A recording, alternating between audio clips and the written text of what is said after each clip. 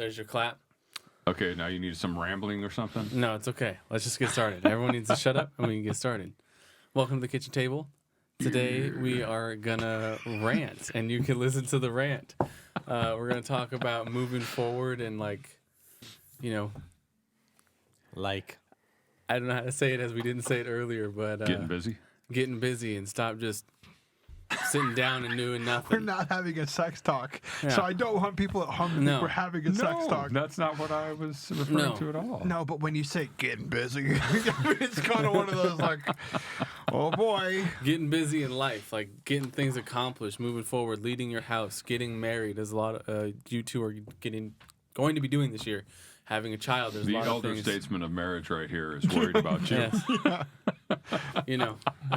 have so much experience. 31, 1. Almost and two. a half. Oh, sorry. Almost two. Almost 2. Almost to every week counts. How many days have there been? It's like when you have a new baby. I don't know the answer to that. And people ask you how old they are. You're like, 52 weeks. You're like, you mean a year? Yeah. Well, yeah. But every week's just a joy. Just a joy. There's just something new to discover. Yeah, once it gets above 8 weeks, I think that should stop. Green. So what can I help you with today? So what can you help me with today? Yeah, because you want to move forward, right? Yeah. Well, no, we're just talking about Get busy. You literally were just talking about this a second ago of how to start moving forward, and you said you wanted to put that in an eloquent way to all the people out there, especially in our generation, is in the three of us, not you, that are just terrible at what they do. And they're not moving forward at all, and they just want to take the easiest way out. I mean, you see it all the time. Go to a fast food restaurant anymore or anywhere you go, customer service, especially through COVID, has just gotten 1,000 times worse. Mm. You walk up to the dang window, and people just look at you like, can I help you? There's one place where that is not true. And I don't understand what is happening there. But the chicken must be that good. Because at Chick-fil-A, I still get a smile. That's true. I mean, there's something different. True. But I get what you're saying. And In-N-Out has tagged onto their idea of the diversifying the lanes as you come in. Have you noticed that? Yeah, You should see the route in the Lowe's parking lot in Valencia, that In-N-Out. Oh, yeah. They have whole cone section off to take 3 lanes in and stuff. It's wild. Well, the one just down the road from you guys, I mean, they've got cars in the middle of the street as they're Piled up. it real was, bad. Today it was you had. It's danger. Well, they also had multiple people taking out the So how are you making this connection though between getting some traction in life and the foolishness and garbage that goes on at a fast food place? What's so my connection would be that I think there's a lot of people, and fast food was just an example. I think in work in general now, I see them everywhere. Just people all in life that aren't doing anything on the day to day. They're not trying to push forward. They're not saving any money. They're just living life. Especially my age, a lot of my friends from high school still. I love them to death, but I think the first mistake is not understanding that you're expected to. Yeah. And that's true. And maybe that's, if you don't mind me getting deep for a second, a problem we have because we have a fatherless society. Yeah. Two people in this room had me as a father, and I know your father, Yeah. and none of that's the case here. No. That has always been some expectations that you produce something, that you do something of value, that you show up on time, that you've got tools in your hands, you're ready, you're prepared, all that. Can you bring something to the table?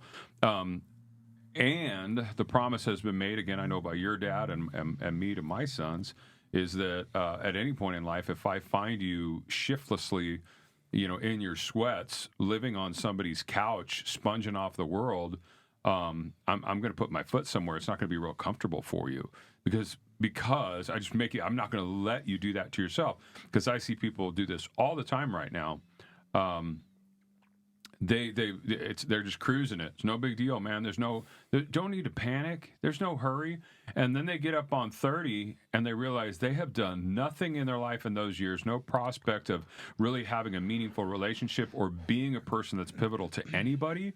And they start becoming miserable. They get worse. And they are ultimately end up being not just a burden on society. They feel the burden. They feel the weight of themselves. and that's a rough thing to not know that you have an expectation, because the truth of the matter is we all grew up with the stories of the knight in shining armor that goes out and slays the dragon and rescues the princess. And we've got a whole society, not a whole society, but we have a large part of our society that's ready and willing to do that in a video game and be the hero in a virtual world, but has actually no real application for that kind of stuff. And then, you've got people walking around with a full load of testosterone and zero responsibility. That's a recipe for disaster. Well, there's a reason why we got people in the streets that are doing causing the ruckus that they're causing. I've always wondered if part of the reason that this kind of thing would be happening is because there are a bunch of people waiting for something in their life, the catalyst moment to happen. If you think about all of our greatest stories that we tell, whether they're, if you look at Marvel and comic book stories, or if you look at like some of the Star Wars stories, something happens, an event has to take place, and that's when the adventure starts. Yeah, the call to action. Yeah, and I think if you want to go to, I don't know if it's Greek literature, but it's the hero's journey, that there's an expectation and the call to action has to occur for me to have a semblance of responsibility to do great things. And I think I wonder if that's one of the areas where a ton of people get it wrong. We are waiting and waiting and waiting, and for some of our lives, that moment's not going to be a pronounced moment where everything should shift on this dime because you found it on the sidewalk. And, it's the How I Met Your Mother, every episode is this thing happened, and that's when I knew. It's like, no, that's not how it works in the moment. And secondly, you're not going to be good at that moment, because those moments will happen. Yeah. You're not going to be good at that moment if you spent your life sitting on the couch watching TV, playing video. You've got to discipline yourself to train in life, to train at real skills, to take some feedback, to take some pushback, to have some strength, to stand under some pressure. Because, again, that moment comes along and you're going to fail horribly, miserably, if you stand up to meet it, and you've never had any experience challenging anything or overcoming anything, or failure. I think failure is an experience you need to have. You need to know what it feels like to blow it. We avoid failure like it's a plague. At least processing it, for sure, yeah. Well, we fail all the time.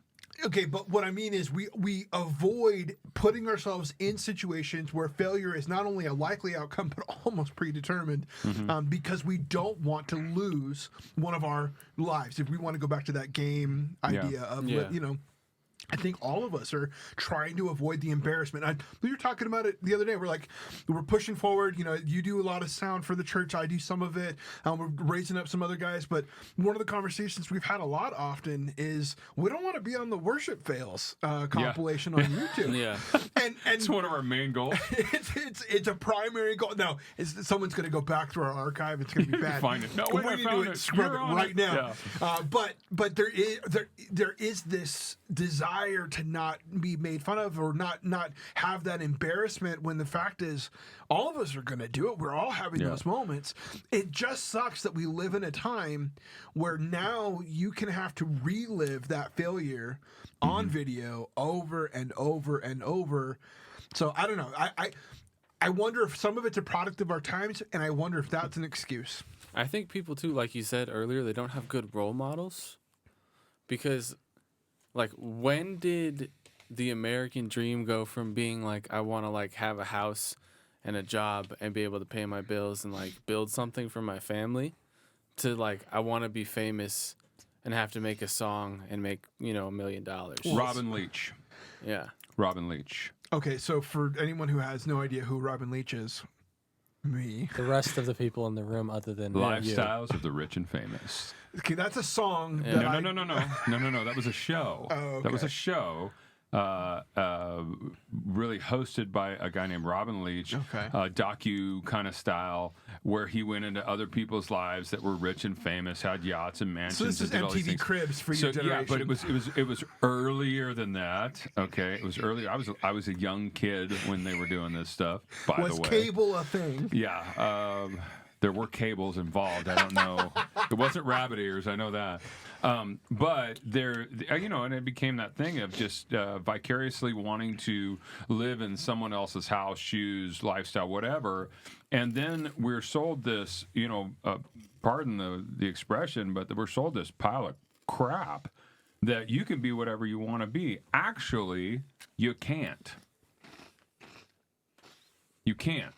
And in fact, you're going to be very few of the things you want to be if you don't have some discipline and you don't get up and do something about it. So you can't be anything. There are some limitations on every single person. Those are different things for every person. There's some limitations, and so you can't. That's a silly thing to say. It's too wide a net. Okay, that's impossible. I cannot be the first man to Saturn. Okay, in my lifetime, that's not going to happen. Scientifically, it is not going to happen. Okay, so again, that's just an extreme case. So here, if we come back to it, everybody has been sold this bill of goods that you can be a rap star, you can be, 5'2" and be in the NBA. No, you can't. Yeah, and that's where like the role models thing comes in, because all these people, they look at stuff, especially on social media, of people they like love and stuff, for artists and stuff like that, and they're like, oh, I want that life, because it looks like you said earlier, a TV show, because every moment of their life is exciting and people always are looking for those big exciting moments. But I think TV's done like a real injustice, because people don't see that in between those few scenes that are like shot, if that was real life, there's hundreds of hours spent doing either remedial tasks or things that don't matter that much. You know what I'm saying? Yeah, I mean, they're talking like about Michael Jordan being cut from his college team. Yeah, okay, working out, all that stuff. He overcame that. And again, I'll say there's two things. There's gifting. You have natural gifting. So a person may have height. They may have a certain flexibility. Right? We're just talking about sports for a second. But then the question is, what do you do with it? Okay, you may have some gifting, but if you don't put discipline and practice into it, it doesn't matter. And gifting can only take you so far. And again, if you don't have gifting, you can practice all you want, and it ain't going to help. Yeah. And I mean, I've worked with musicians for years, and there's people that, man, they want to be a rock star, and you just have to go, hey, buddy, it's just not gonna happen. It's just not gonna happen. Some people weren't meant to sing. Yeah. And again, from a guy who loves to hear all people sing, I really do. But the truth of the matter is that on that professional level, or that level where thousands of people would come to hear you sing, that's not a reality for. It's only for very few people in the entire world, again, to get to a certain level. That doesn't mean that you aren't, enjoying your own time and artistry and all that. That's not the point. But we get sold this idea that everybody can be that level and that type, and that's absolutely. First of all, I think it does the art a disservice. Why can't you just love playing guitar? Why can't you just love singing? Why do you have to be that level before you're valued? Again, the art itself is the reward. Being physically active and being able to play some baseball or basketball or whatever it would be, isn't that a reward as well? And again, or is that valueless until you're in some, again, high-end professional paid situation? And here's what happens: people that get sold that idea. Here's a sad thing: people that get sold that idea that, hey, if you can just reach that level, you're going to be it. Why then are all those people, so many of them, so miserable? Yeah, exactly. Because that's not. They got to that level.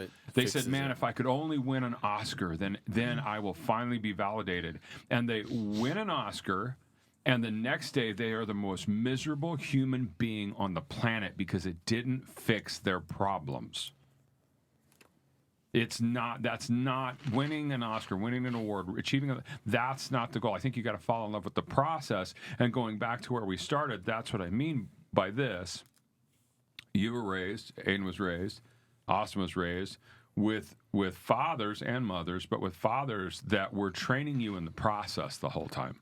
Yeah. And that your value would be found. I value you as a man. I value you as a man, Aiden as a man, because you've stepped into the process and you've joined the tribe of being a man. And I don't know what some of these fools are out there doing, but they ain't being men. And again, I think it's doing a disservice to themselves. It's certainly doing a disservice to our culture in general. And for Pete's sake, if they got a family, a wife, or children, or anything, I would say it's straight up abuse. Yeah. To not step into what it means to really serve and die and live and do everything you can to move your family forward, to move culture forward, to build a legacy. And I think that's really the first step is people have got to wake up to the fact that that's an everyday thing. Stop sitting on your butt waiting for life to happen to you. It's an abdication of responsibility. That's what it is. You have a whole slew of people that have just decided, I'm okay riding whatever this wave is, and you've got people around those few, but you have people around those that are surfing in this, and it's like, okay, why would you not look at, again, artistry? I don't know if you guys have ever watched surfers. It is the most you guys, yeah. So it's an incredible. I know you guys have spent time in Hawaii. Finish your sentence. Obviously, you've seen surfers. I don't know if you've admired At one point them. in my life, I was related to an incredibly famous surfer. I don't admire them. No, I don't generally admire men without shirts. How on. sexist are you that women can't surf? Oh my God! What is Well, going on and then with I'm that? not just I gonna think go this- admire the surfing women analogy either. just took That's us off creepy. course, Austin. Okay, well, I all I really was just trying think to it took us say, off course. there's an artistry to those things. That's Yeah. okay. Go. You Yeah, got go ahead. notes. Go Well, ahead. you know, and another weird thing that I keep finding right now too is that people who have never entered into what it means to build something, what it means to accomplish something. Maybe this is a social media thing, but I think it's deeper and rooted farther back than that. I think social media has just given us an outlet for it, but everybody wants to make comment. And everybody thinks their comment is valuable and their comment should be heard. It's like, hey, man, let me give you some constructive criticism on how you're doing this. And again, I get it as a mixer, all right? When I'm mixing audio, I get it. I used to get it when I was doing construction stuff. And I finally told a guy one day, in fact, I was in a board meeting with your dad years ago, and somebody said, hey, I'd just like to offer some constructive criticism. And your dad gave me a lot of latitude as his associate pastor to say what I needed to say. And I said, I'm sorry, I only take constructive criticism from people who construct things. That's a good one. And the fact of the matter is the person that wanted to give me constructive, he wanted to come late to the game, be seen as some kind of an authority because he had money, he had status in another area, and go, here, let me tell you how it should be done. And I said, so you're going to be out there pulling nails? You're going to be out there cutting boards? Well, no, that's for you to do. I was like, well, then you can just keep it to yourself, Chief. So if you've never done it and you're not willing to do it, you don't get to talk. You're not going to hand me notes. You're not going to give me criticism. You're not going to give me critique. If you're not in the game with me, sorry. And that's the truth. We've got a lot of people. Think about it. A coach is in the game with the team. That's why he gets to criticize and coach, because he's got the same goals, the same love, the same passion. He loves the players. You know what I mean? He's even taking more responsibility. Yeah. Yeah. But you have people that, again, they feel like their opinion should matter because they've actually witnessed, oh, look, there's an issue. What do you think? Everybody doesn't see there's an issue? Yeah. Well, unless you want to show up every day, get there on time and deal with it, you can just keep your mouth shut. Yeah, and it's not that, those people can't have suggestions. It's just that their suggestions are meaningless without effort behind them. Yeah. And so it becomes a real imperative to try and figure out, okay, how do we help, say our friends? Not that you don't have friends, but maybe your friends are too far gone. I think don't every know. time I talk, I end up with less friends. So All I know is Paul, I know you're watching this. Paul has not disavowed my only us. friend. He's not disavowed us yet. Paul Valuze, best pastor in America. Paul Valuze is the true. best pastor in America. This is true. Hey! Yeah. Serious guy. That dude, I'm related to Paul. I love him, but I've been watching him the last few months. He's just He is the best pastor I've ever seen. So Also, if you just need a hype man in your life, Yeah. that's the guy to If talk if you to. ever need real somebody good to at it. MC a professional wrestling match, he is the Do dude. any of it, Yeah. Yeah. He's got it He on is lock. the dude. But like you want to find ways to try and figure out how do we raise up people. And okay, Paul is actually a great example of someone who reaches down and wants to raise for people sure. up. And so, what does that even look like? Because I feel like there's so many people in our lives that are getting left behind, that are again, they're just kind of Joe slowing it through everything, and I feel bad. But I also recognize at some point I kind of feel like I need to be cutting my Ties, connection. yeah. Because these are people that are they feel like anchors, and yet They are. Oh, that hurt. Okay, but That's what I've, we've talked about it a lot in my life, but that the crowd you roll with is the crowd you move with.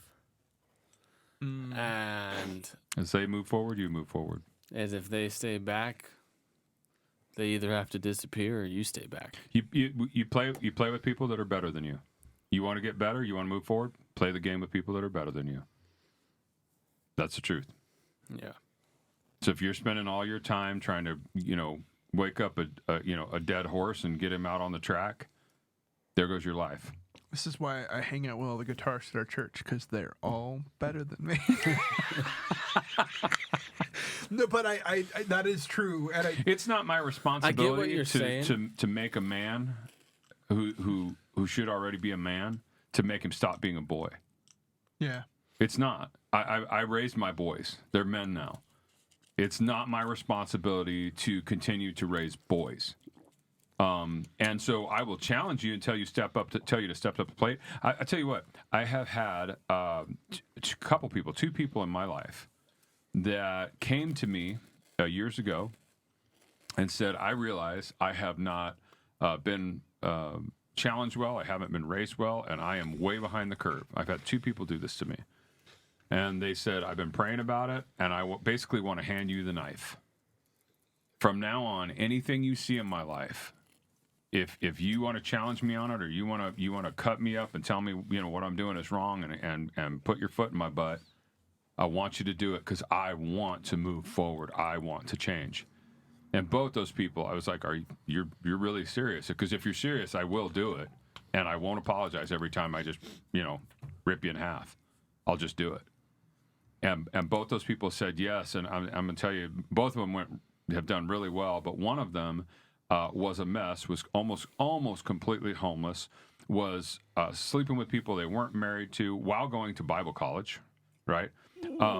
I mean, just a disaster of a life, had a disaster of an upbringing, was making about $10 a week, was making nothing, driving a piece of crap car. Again, and a nice enough guy, but just not a man at all. And again, he came to me with this, and I said, okay. So I started taking him to work every once in a while. I challenged him on things. I challenged him on being on time. I remember one time he came out on a job. He worked with me, and I looked over at one point. He had his hands in his pockets, and I started screaming. I said, "What do you think you're doing?" And he looked at me, and he said, well, I get your hands out of your pockets. I said, you don't do that you don't do that anywhere. Don't ever put your hands in your pockets when you're around a bunch of men who are working. Don't you ever do it. Well, then later, a couple days later, I'm up on a lift up in the air, and I look over, and he sits down and decides to take a smoke break. And from the top of this lift, probably 40 feet away and up in the air, I start screaming at him. And I tell him, get his butt up off the ground, and I come down, and he's flipping out. He's mad at me, and he says, you don't have to be and he called me something. And I said, oh, is that who I am? I said, look around you. Anybody else taking a break? Anybody else grabbing a cigarette? I said, why don't you be a man and do what the rest of the men are doing, and they'll accept you as a man. And you know what's funny? This was the year before Riley was born, so that was 23 years ago. A couple years ago, I called that guy up, and he's since got married, raised kids, is running a large adhesives company. And I called him up, He's doing really well. I was in his wedding. I was best man in his wedding. He's got a wonderful wife, wonderful family. And I said, hey, can I ask you a question? I said, am I too hard on people sometimes? And he said, are you kidding me? And I said, well, sometimes I'm not sure I fit in this current situation of the world. I feel like he said, you know what, you realize, he said, I made $150,000 last year. He said, I have a really good life. And he goes, and that's because you did that to me. Because you pushed me. You made me be a man. And I don't want to, honestly, I don't want to take credit for that. All I was doing was being my grandfather's. Mm-hmm. My grandfathers did that to me. I was just giving him all the lessons of my grandfathers. That's all it was. But today he's respected. Today he's running a company. Today he's making good money. Today he gets to take his kids on vacations to Alaska. Today he has a meaningful life. And he's not an old man. I'm 53. I think he's 9 years younger than me. It's doing pretty good. And so, again, I'm not responsible to walk around to every bozo out there and convince them to get up out of the gutter, to get up off the couch. I am not responsible. I'm not taking that on. I can't make you want to be better. But if someone does, you say you can offer the branch to at least push them a little bit. Yeah. And again, that's going to come with a kick in the teeth, and you're going to find out, okay, are they serious? So, like, kind of makes me ask a question. So none of us, like, you know, I think between me, Aiden, and Austin, we're moving forward pretty well in life right now. But none of us are super duper established. Mm-hmm. Would you say there's still room for that, like, kind of like iron sharpens iron attitude if you don't have, like, some kind of backing behind you? Because then you're just... Explain that better for me. Well, at the time, you were, like, running your own company, correct? Mm-hmm. All right. So say, like, Aiden did that to, like, one of his buddies. Like, do you think you mean like peer-to-peer level? Yeah. Absolutely. Again, though... If offered, right? Yeah. Yeah, I was going to point that out. I'm like, okay, it's definitely something that they have to sign up for. Yeah, well, what I'm asking is, like, do you think if you don't sign up for it, it's not iron sharpens iron. Well, they're going to see you as being a total jerk. And this is also what I'm asking is, do you think you being established helped those relationships to when you were, like, helping those guys? You've got to have something standing behind you where people accept you as being an authority.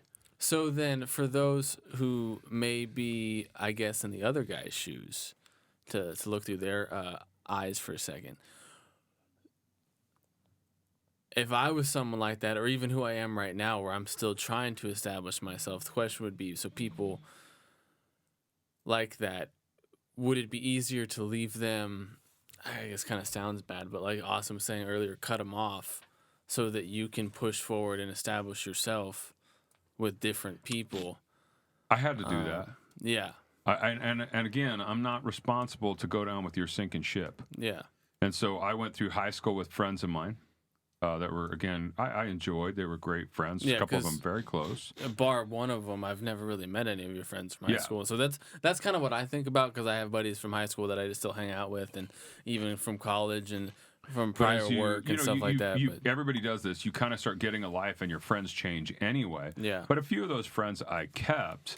But after a while, especially after, Mom and I were married for 7 years before we had you. But once you were born, those friends became a liability to you. Yeah. And so where I could have them around me and Mom, and we had enough security in ourselves. We knew who we were. We knew who we were in the Lord. We knew what our purpose in life was. So they could be around us, and they weren't a drain on us. But now that I had a young child around, when I would go over to a buddy of mine's house, and he's got, say, alcohol just strung out everywhere, the house is a disaster. There's pornography sitting on the coffee table. Guess what? We're done. Yeah. If you can't respect, first of all, my beliefs, my faith, my way of life, by not have this, just put that stuff away, please. If we're going to have a relationship. Yeah. Secondly, I'm going to bring my young child into this situation. Now you're actually going to cause problems for me. You could cause serious problems for my family. I'm not going to put my family in harm's way because you refuse to grow up. This one particular person I remember going over one day with you, there was loaded firearms in the living room. Yeah.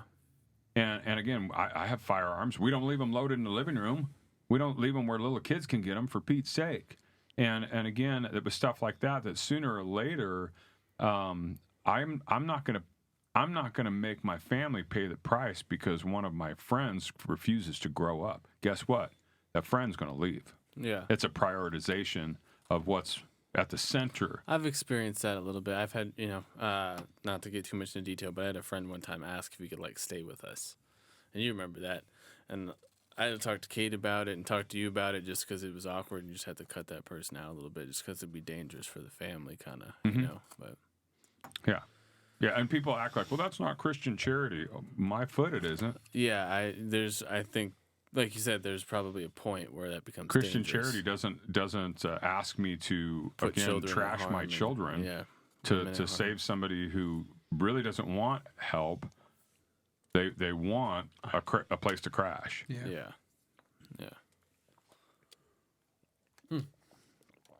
Cool. All right. Anybody else have some more points? What are you they'd like to thinking, talk Aiden? about? Yeah, what are you thinking about? Honestly, I can't stop thinking about a guy I work with. And it's hard because he's 25, has had, from what I understand,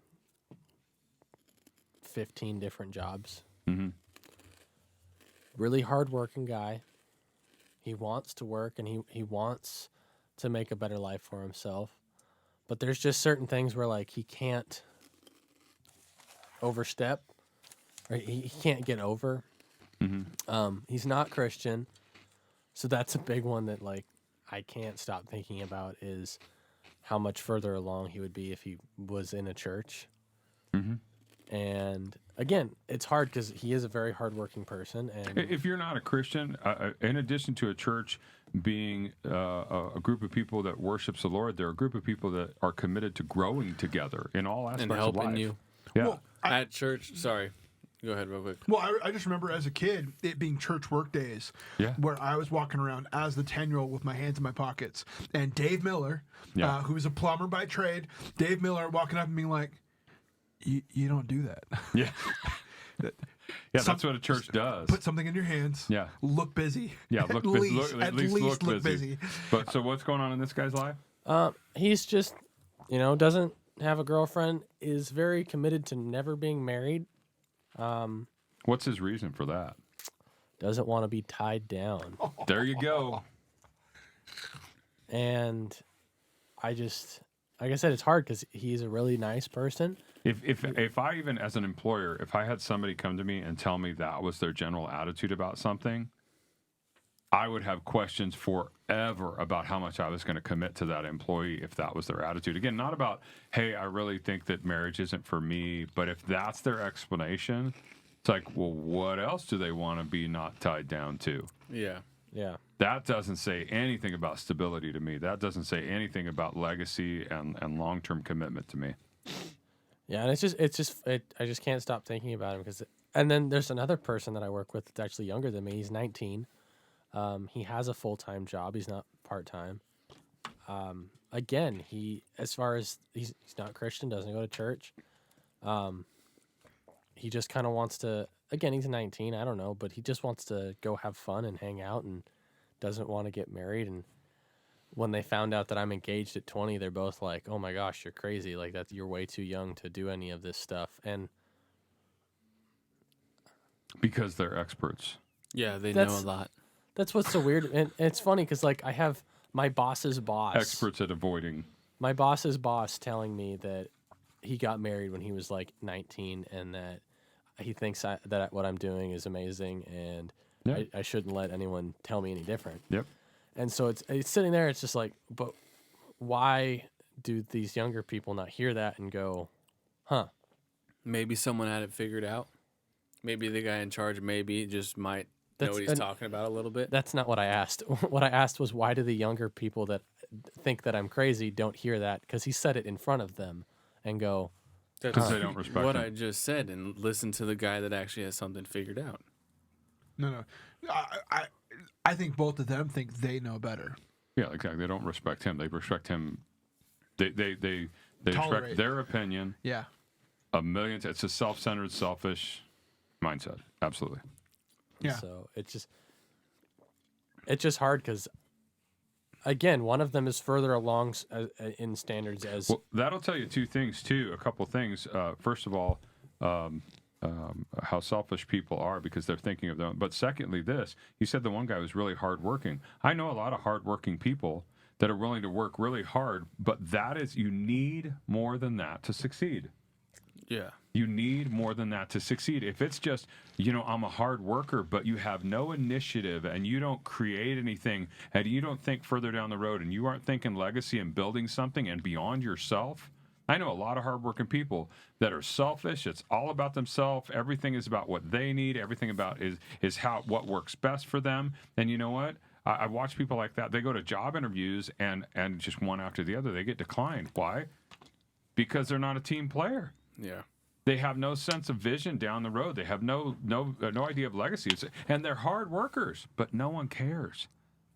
Yeah, no one that's not cares. what matters. It's more than that. It's got to be more than that. And it is hard work for sure. Nobody needs somebody that's the idea man and has no calluses on his hands. Yeah, but hard work's just like a key to like the gate. It just gets you in the yard. It's not actually getting it's you just the one house. of the puzzle pieces, Yeah. really. Yeah. We need people to think. Even the U.S. military, think about it. The U.S. military has been obviously done super well over the years, right? But they develop, hard thinking warriors. They develop thinking people that problem solve, that don't say, they never quit. They have these standards that they live up to, and again, thinking and engaging and overcoming, adapting and overcoming all those ideas that they have, and yet we have a culture that is. I honestly think a lot of people would be much better served by joining the military for a while. I think the greatest generation, being the World War II generation, they came home and they built the America that we know. And I know there's a lot of criticism for America, but America's a great place. And from the highways to the high rises, all the different water companies we have, electrical grids, we have, everything like that. The World War II folks came home and built that. And that was an entire generation of people that knew what hard work was, knew what sacrifice was, knew what it was to put yourself aside, shut up, and go do your job. Yeah. And that isn't a communist idea. It wasn't go do your job and never. It was no, go do your job and you're going to receive a reward for this as well. And we build a society and a culture together. It established a mindset of, and this is weird because of war, and you're either want to win or lose. But it raised a whole group of people that absolutely did not want to be losers. Yeah, yeah. Not in the war, not when they got home. Yeah. And I think more people should have that mindset of. It shouldn't be oh, I want to be famous, I want to be this. You should be utterly terrified of being a loser. And I think that would get you a long way. You know what I think? I think a lot of young men today, I think a lot of men today would be served by taking the series, the HBO series, Band of Brothers, the original one, not the Pacific. Pacific was great too. But taking that series and just learning what lessons can you pull out of Band of Brothers and apply those to your life. Leadership lessons. Dick Winters, one character, there's a great scene where he comes up and one of the guys has just been made a sergeant and he's gambling with the men, right? Yep. Dick Winters pulls him aside and he goes, hey, don't do that. And he's winning at a card game. He goes, what, Dick? And basically he's making fun of Dick Winters for being religious and, they called him a Quaker and all that kind of stuff. They teased him all the time. He said, basically don't be such a Puritan. Don't be such a geek. And he says, no. He goes, don't. He goes, don't ever put yourself in a position to take something from those men because they're under him. That is a killer leadership lesson right there. How to be a real man. You don't go around trying to dominate all the people under you. You don't show them what it's like to win by rubbing their nose in it. You actually help them win. Yeah, every time you hang out with somebody, I have friends like this. Every time you hang out with them, they got to prove how well they're doing all the time. Mm-hmm. It's like, it's super awkward. You know what I mean? Like the first time we talk, and that's what you're talking about a little bit. Yeah, and exactly. And if you're confident, if you're a leader, and I think all men should be leaders, you're trying to raise other people up. You know, I mean, what would it have been like if me as your dad, as I'm raising you, every once in a while, all right, boys, we're going to go in the backyard and wrestle, and I just beat you to the ground. Yeah. And then sit on you and go, do you feel that? Do you feel that? Do you feel me beat you again? Yeah. But what did I do as your dad? Guess what? You know, you won. You know, you pinned me. All those and that's something that I think again, there's so many good lessons in a thing like that you can pull away from the stories of those guys that went through World War II, that served, that came home and served, that still the bios at the end of that thing. It says who all these guys became, and what they did.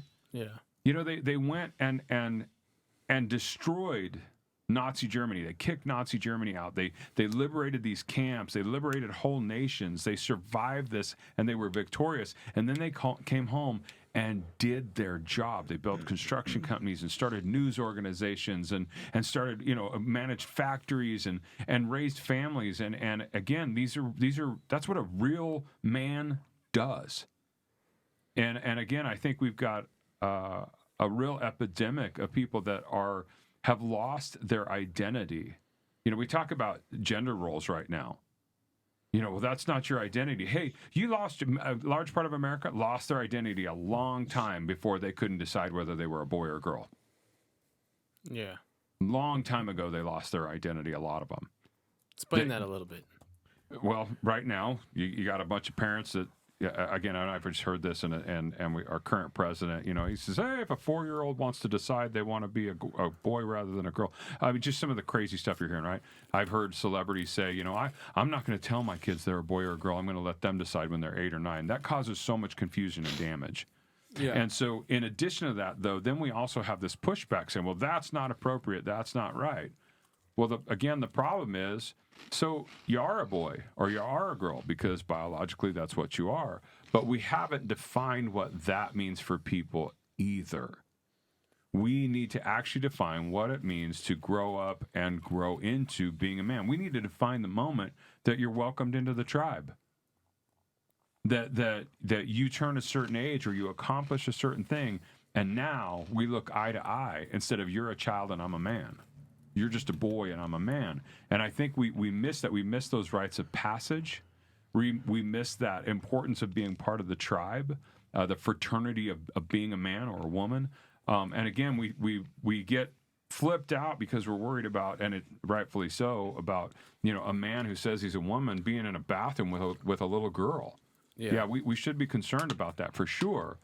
But the question is where did we go wrong a long time ago? Because we got a bunch of people who are age-wise and genetically a man or a woman and ain't acting like either one anyway. Yeah, not doing anything. Yeah. Their identity is messed up anyway. Never thought about it like that. It's a good way to say that. Yeah. What I'm taking from part of that is that men need a quinceanera.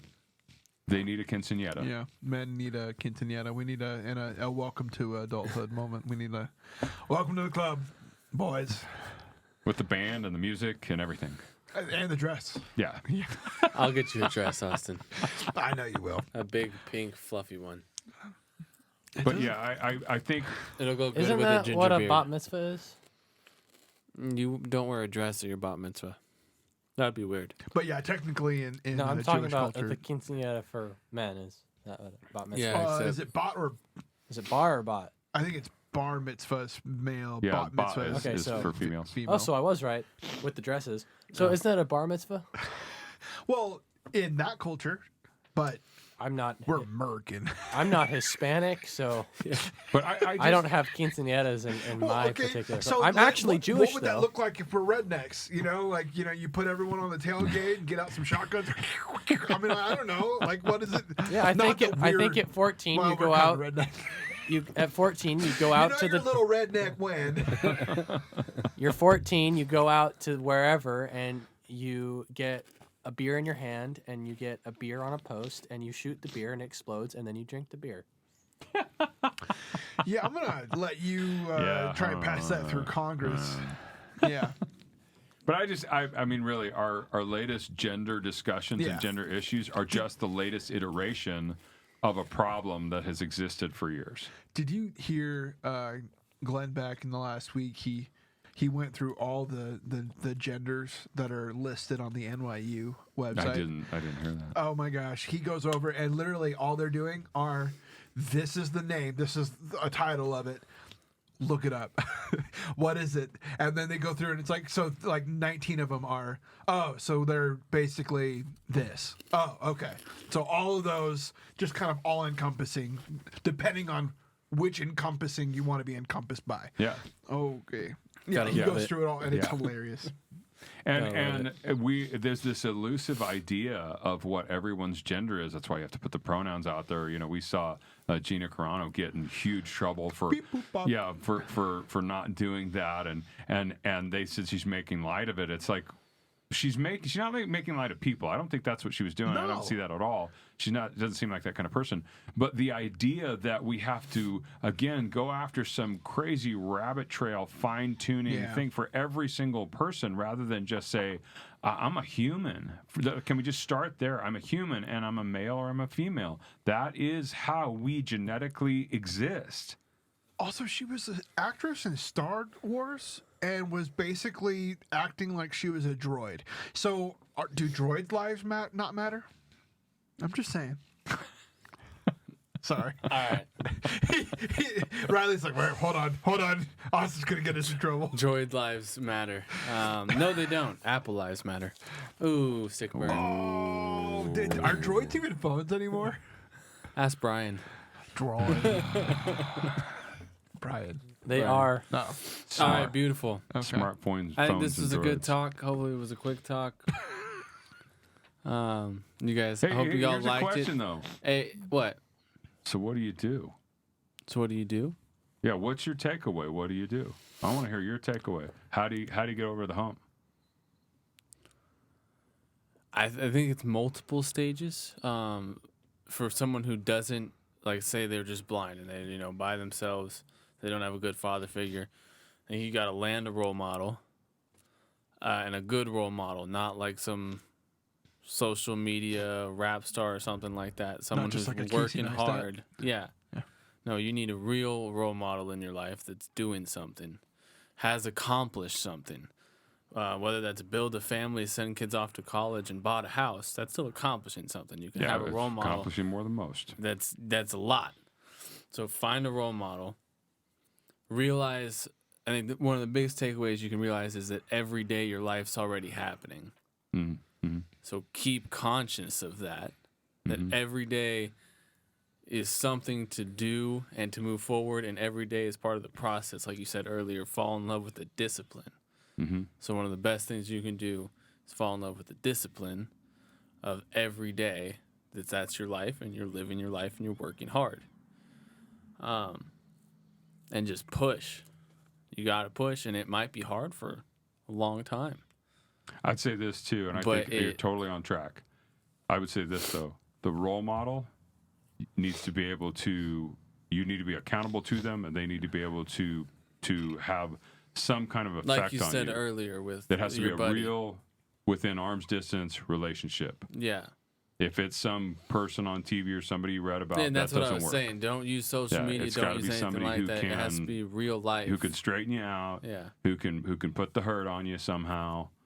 That somebody who can actually deal with you. Yeah. Because otherwise, if they're not invested in you, then it's not going to work. Yeah. So find a role model. Realize that every day is your life and it's happening. Fall in love with the discipline. Act on the discipline and work hard for a while. I think make good choices. And that is with your finances, with your friends, with who you choose to marry, with how you raise your kids. All of that plays in later down in life. And I think all that plays into a fact of whether or not it's going to be harder later down in life. With the friends you have, the friends you've kept, ultimately who you end up marrying, it makes it easier or harder later in your life. And I'll just say this And whether they're part of on top of the plan, with you from the beginning. As a last thing, okay, just keep this in mind. You put your head down and you do the work. You give yourself 5 years. You stop, you pick your head up, you see how far you got, you celebrate the win, then you put your head down again and go for another 5 years. You keep doing that. You do need to celebrate the wins, right? Yeah. But you know what? You got some years ahead of you of just putting your nose down, head forward, feet forward, and move. And again, just go for a while. Then you're gonna see that traction in your life. You're not gonna be spinning your wheels. Yeah. You're gonna see that traction happen. Yeah. And I think anyone can do that. Yeah. And take advantage of the opportunities around you. Opportunity presents itself. Like you were saying earlier, don't be afraid of the responsibility or the extra effort or the more work. Embrace that and see where that takes you. Yeah. All right, cool. Well, if you're looking to join a church and you're in the Southern California area, go ahead and check out Mission Church. missionchurch.us on the interwebs. Got an Instagram, Mission Church Santa Clarita, Twitter that doesn't really get used, so just go to the Instagram and Facebook. Check us out on Kitchen Table or The Kitchen Table, Kitchen Talk Tuesdays. Hopefully every Tuesday. The schedule's been messed up, and I uploaded one video and it didn't come out on the right date, so I'm sorry. Clicked the wrong day. He forgot that Thursday was a specific date because Tuesdays, you know, they have their own specific and we date. will say this. We talk about hard work. Yeah. For the past couple weeks, Riley has been working 6 to 7 days a week, and some of those are pulling all-nighters in addition to daytime shift and whatnot. So if he's looked a little tired, A little hammered. it's because he's actually doing it. All right. All right. Thank you guys. We'll see you later. See ya. Peace.